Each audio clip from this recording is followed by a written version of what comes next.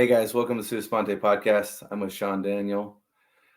He's president of Darby Warrior Support, and today we're going to discuss Darby Warrior Support. So, Shawn, can you just give the guys just a basic understanding, a rundown of the purpose of Darby Warrior Support?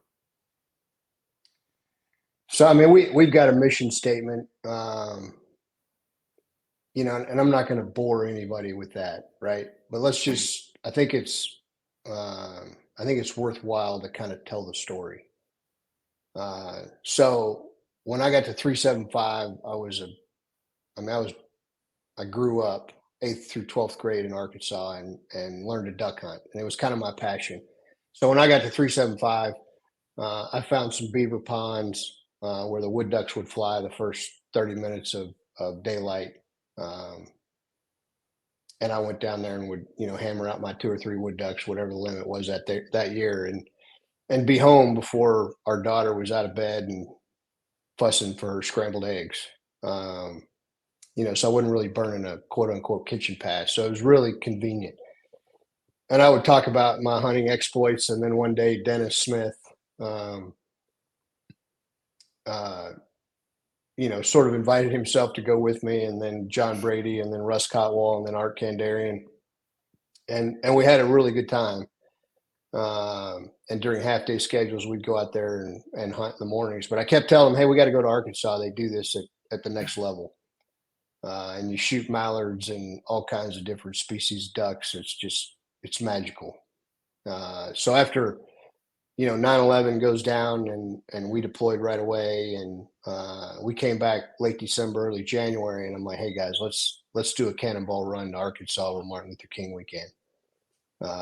So we got our passes approved and loaded up and drove all night and hunted 4 days, and with a buddy of mine who had his own place. And we killed 17 ducks in 4 days, and I was personally and professionally embarrassed. We ought to be able to kill at least 17 ducks, by 8 o'clock the first morning. Everybody had a great time, but I just vowed, hey, we're gonna do this again next year, and we're gonna kill more ducks. We went the next year and our numbers went up to like 36. That still wasn't good enough. The next year they went up to like 76 and continued to climb after that. In 2007, I had an epiphany because we had all been reassigned to other units, done other deployments, getting promoted, so positions of increased responsibility. And I kind of looked around the room and I realized, man, this isn't about how many ducks can we kill in a weekend. This is about the 5 of us being together and looking and seeing how everybody's doing. And then because you're in a safe place, people start to talk more than they would, closer to the flagpole. So being a little bit vulnerable, admitting some of the struggles, and we decided, hey, we got to start sharing this with some other people. And so my parents took on the job, right? And they were hosting groups out of their house, and they did it at a small level. And initially we were focused on Purple Heart recipients. And I said, that this feels like we're doing the right thing, but I'm not 100% sure we're doing it for the right population. Something just wasn't perfect, right? So I got selected to go to the National Security Fellowship at the Harvard Kennedy School for Senior Service College. Gross administrative error on the Army's part. I called up to HRC. I'm like, hey, I think you got the wrong guy. Gave him my social security number. They're like, yeah, no, you got the right guy. So off I went, and I just come out of battalion command in Alaska, and I had some knee issues, and I was referred to an orthopedic guy in Boston, former Naval Academy grad. And he did the MRI thing and said, hey, both the knees are going to have to get a little hardware installed in them. You're due 2 good knee replacements. I'm like, awesome. So I went to the doctor's office for my last pre-op before I had my first knee done in September of 2013. The doctor's like, all right, I'll see you tomorrow morning at 7. And he left, and I was getting dressed, and my wife was in there, and I looked at her and said, what the hell have I done to myself? And she, you know, great Army wife, just said, hey, man, you got to pay to play. Just get over it. Let's get this done. And, it's like, what are you, by the way, what are you talking about? So I'm 43 years old, and I'm having the first of 2 knee replacements done in an academic year, at Harvard. I've driven my body like a rental car. I mean, come on. And again, her response was, you got to pay to play, man. Let's just get this done and move on. But I really started to reflect on it. What have I done to my body? And that led to, what have I asked of my wife? We moved 18 times in 20 years. That led to, what have I done to my kids, who went to 9 or 11 different schools, from kindergarten through 12th grade. What long-term impacts is my career choice going to have on them? And that led to, what leadership failures have I had that have cost men life, limb, or eyesight, or just generally made life harder for people that I've been charged to lead. And then finally, it was, what have I done to other human beings? And, I grew up the son of an Army chaplain. I went to vacation Bible school every summer. When you walk into vacation Bible school or Sunday school for the first time, and you're, a child, right? What do? You color the 10 commandments, right? They hand you a piece of paper and a box of crayons, and you go to town. It says pretty clearly in there, thou shalt not kill. And, not only did we kill, but we pounded our chests and screamed America after the bombs impacted, or after the, gunshots stopped. And I struggled to reconcile what I had done to other human beings with what I learned as a child in Sunday school. And so in October 2013, I had a plan to go out behind the garage and shoot myself in Boston. And I really just needed one more bad day. And somebody had suggested when I got to Boston, hey, you ought to go out to home base. It's a PTSD, TBI program. They got a lot of gifted counselors. You ought to go over there and just kind of get a tune up. And so I went and made a half-ass effort to find a therapist. I did the initial screening with a psychiatrist who couldn't spell battalion, much less knew what it was. And as I was walking out, totally disgusted, thinking this is going absolutely nowhere, I'm going home, and stepping out behind the garage, this little social worker grabbed me and said, Shawn, how did it go? And I turned and looked at her, and she saw it in my face. She drugged me into her office and just said, hey, listen, just let me connect you with your provider. If you want to walk away after I connect you with your provider, then you can, but just at least let me get that far. So I did. And a guy named Steve Durant reached out to me in an email and just sent me an article that they'd written on him. And this guy is probably 5'8", 5'7", 5'8", rough and tumble Bostonian, bald head, and an eye patch. He'd gotten his eye gouged out in a rugby match about 18 months before we met. And I went to see him for an hour and a half every week. And we laughed and we cried some more, and we laughed some more. And we pulled all those memories out of that closet. We looked at them, laid them out on the living room floor, kind of looked at them, talked about them, folded them back up, and put them neatly back into the closet. And that's where they sit today. And I left Boston in a great place, 2 brand new knees, and ready to take on the world. But as I was going through all this, my premise was, these soft guys are doing, call it a 4-month deployment. They're home for 8. Of those 8, they're not really home. They're training their ass off to get ready for the next deployment, and they're going again. And the SF guys are doing 6 months on, 6 months off, and the whole community is on these crazy rotations. And what we my premise was, everybody in the soft community is going to have to go through what I went through in some form or fashion, reconciling with everything they did, everything they saw.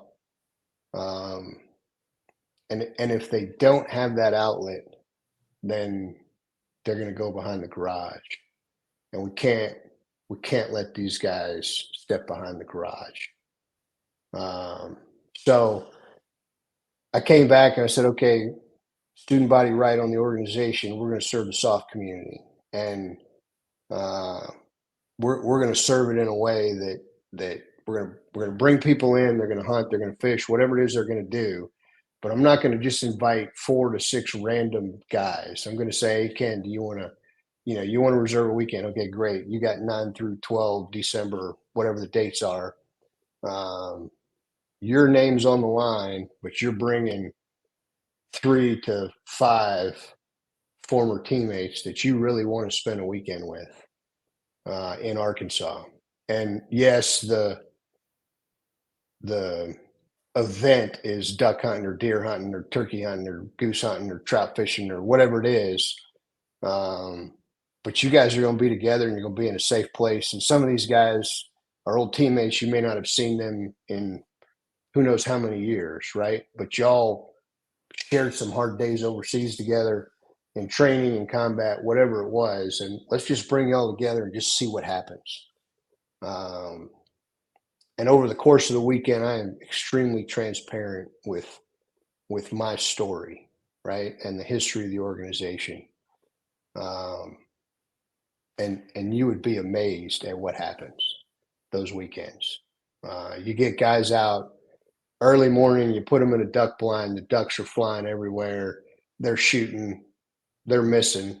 Because here's a news flash for you: a ranger can kill a man at 400 yards with a rifle in the middle of the night. But you hand him a shotgun and you sail ducks over the decoys at 25 yards, it's kryptonite to Superman. And we're working through some of that, but they sit there, they're together, they're watching the sunrise, they're listening to the birds fly, or they're watching the deer prance or whatever. And you can almost feel the anxiety and the stress and the togetherness that they feel with old teammates. I mean, it's almost tangible. And then we go back and we eat breakfast and we sit around a fire pit, and wherever the conversation goes, it goes. But we refer to it as the magic. I mean, it just happens. There's no formal program. I'm not trying to screw in anybody's head. I'm not trying to, get guys to tell their deepest, darkest secrets. We're providing a safe place for teammates to spend a weekend, and whatever comes out of that comes out of that. Worst case scenario, everybody decompresses and they're ready to go back to the office on Tuesday.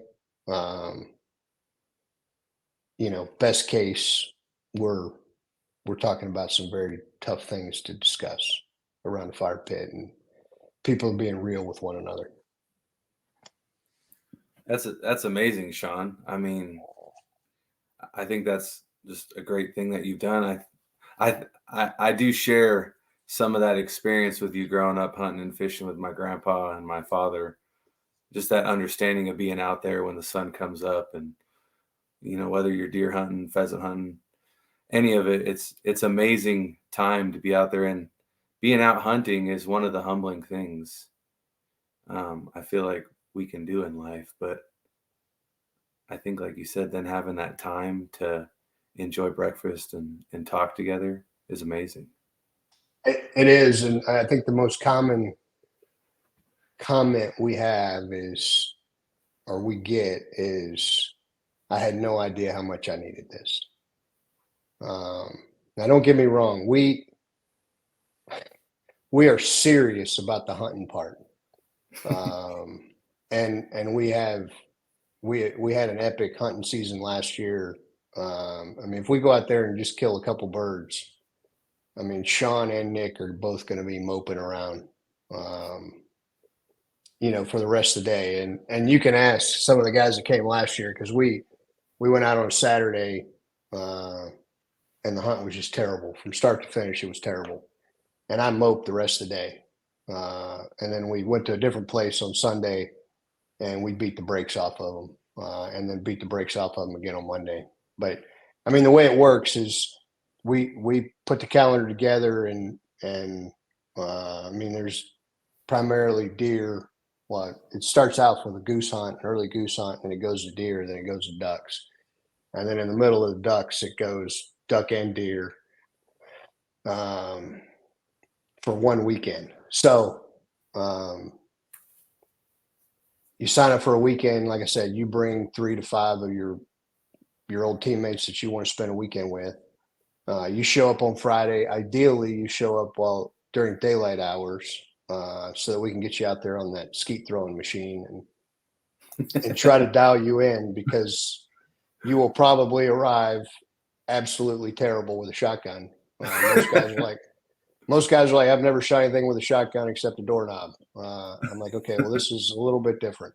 Coming at you, going away. Yep. Yeah. Left to right, right to left, Yep. going straight up, whatever. But so you arrive on Friday, we get you dialed in on the skeet thrower. We feed you dinner. We issue all your equipment, everything you need for the weekend. We provide waders, jackets, hats, guns, gloves, ammo, all of it. We hunt you Saturday, Sunday, and then Monday morning. And then Monday after the hunt, we'll eat breakfast and we'll send everybody on their way. And the original intent was, let's keep it within the confines of a 4-day weekend. So nobody has to burn any leave. You don't have to look at mama and say, hey, I'm burning 5 days of leave because I want to go hunting with my buddies in Arkansas. So no leave required, 4-day pass. We could serve, active duty, retired, whatever. And we rack them and stack them from the middle of October to the middle of February. And we're fortunate. Initially, my parents hosted in their house in Bald Knob, Arkansas. A generous businessman in Little Rock gave us an old farmhouse and renovated it. It's a 4-bedroom farmhouse. My dad passed away in 2022. We sold his house, and now we just have this farmhouse, and it's great. Don't get me wrong. It's 4 bedrooms, 9 bunks.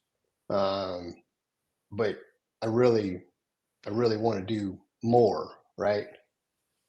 So in September 22, we started a capital campaign to raise $2.5 million to build a place of our own. Because a businessman, not judging, but a businessman's priorities can change. He's like, hey, listen, I need that house back. I got to turn it into, an office or whatever.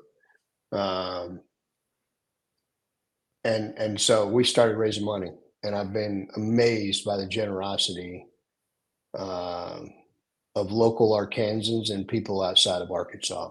Because we're sitting at $2.1 million of the $2.5 million goal, and I've got my hooks in people that are going to far exceed what we've established as our goal.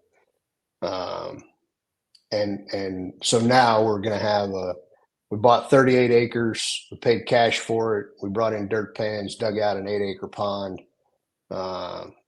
filled it full of water. We're about to add fish. We got 2 pistol bays, a 100-yard rifle range, a sporting clays range, and then we're building a 10-bedroom, 10-bath lodge.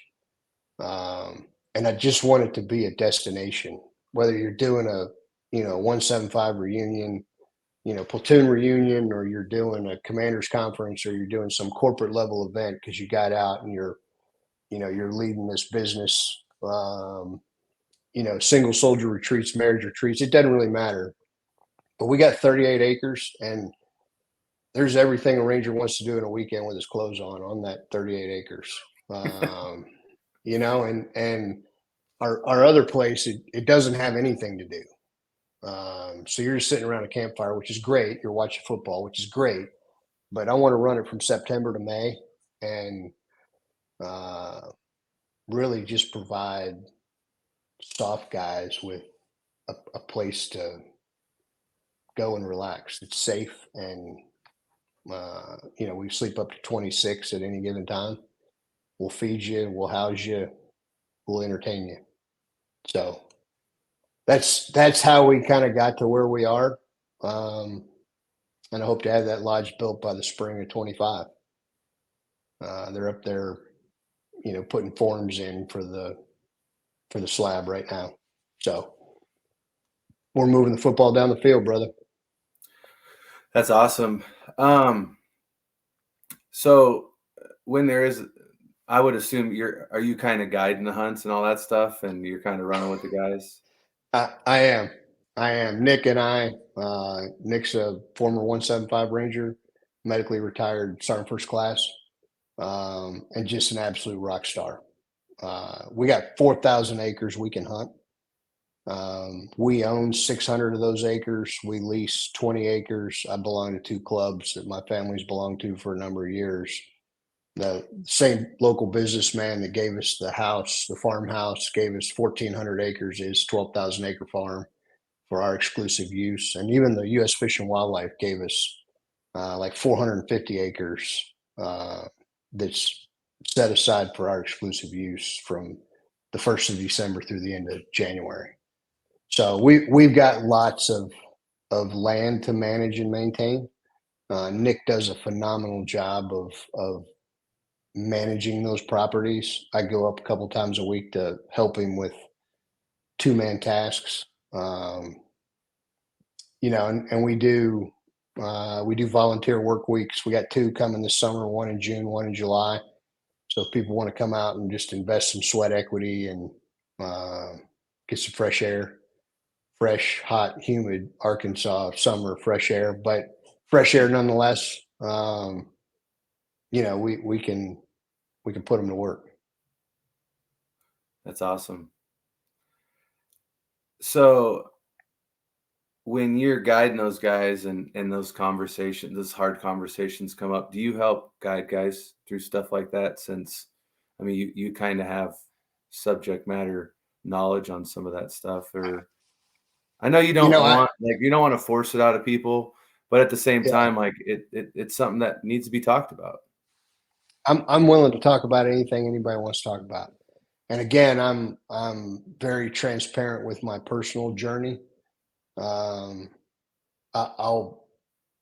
given half an opportunity, I'll tell everybody I did some hard stuff in my life in uniform. But the hardest thing I've ever done is transition out of the Army. And I go into why. I go into my dark days in Boston. I go into some of the good days. I go into things that, about being a husband and a dad. And I think to a degree, I'm empowering some people, right? If a 55-year-old gray-haired, half-crippled fat guy who used to be a colonel is willing to say, I had these struggles, I had these victories. Some of the younger guys are like, man, maybe it's okay that I'm having them too. And because of the DNA that they developed in the soft community, I think that then empowers them to work as hard as they did, to be a Ranger, to be a SEAL, or to be an SF guy. They dig back into that and say, okay, I can get out of this hole. And it's not all going to happen right there, but if we can empower some people, or at least encourage some people that, man, you can get through this. You just got to find that old Ranger in you and, work as hard as you did to be a Ranger, and you can get out of this. I'm no professional counselor. I have no desire to be a professional counselor. I'm just looking to serve the guys and gals um, that I spent my adult life with, and do so in a meaningful way. And this is how we're doing it. We hosted 260-ish last year, and we get that lodge built, and those numbers will skyrocket. Um, and I'm looking forward to it. So, yeah, I'm guiding. Nick's guiding. We're running dogs. We're calling shots. We're cleaning ducks. We're driving Can-Ams. We're putting out decoys. In the early years, one guy wrote back and said, I told all my friends I had a, retired colonel driving me around, cooking me dinner, putting out decoys, calling the ducks, managing the dog. Um, he was doing all of it for me. I don't care who does it, right? But it's got to get done, and we're gonna kill some ducks, and we're gonna be ready to go before shooting time. So if you're dragging ass, I'm gonna hurry up.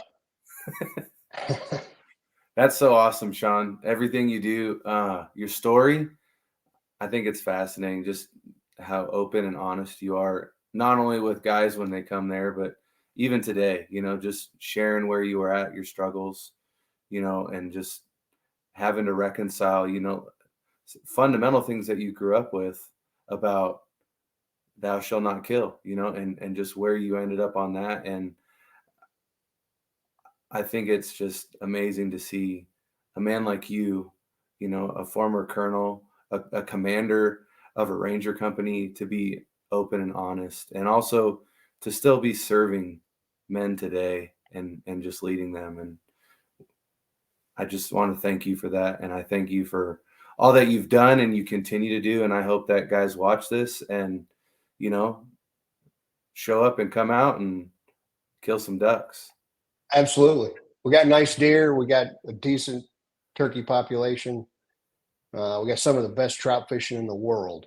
A guy that used to be on my board went to Russia to trout fish and got to the trout camp and linked up with his guide. And guide said, "Where are you guys from?" And I said, "Arkansas." He's like, "What the hell are you doing here?" It's like, "Well, we came here to trout fish." He goes, "But I want to go to Arkansas to trout fish." We've got some phenomenal trout fishing, and we get this pond stocked at the lodge. We're gonna have bucket mouth bass in there, just thick. So come out and shoot some skeet, shoot some pistol, some rifle, sit around the campfire, fish, just go for a walk, whatever it is. We'd love to have you, and we're looking forward to it. And I will say too, I'm looking to hire some more people. So if there's somebody that's hanging up the cleats and doesn't really have a home state that's pulling them that direction and wants to spend some time outside with some like-minded people, um, serving something bigger than themselves, and just really just working their tail off, but living the dream. Give me a shout, man, because I need another ranger, just like Nick Newer. So uh, come on, we'll take care of you. That's awesome, Shawn. Thank you for everything you do. And like we always say, Rangers lead the way. All the way, brother.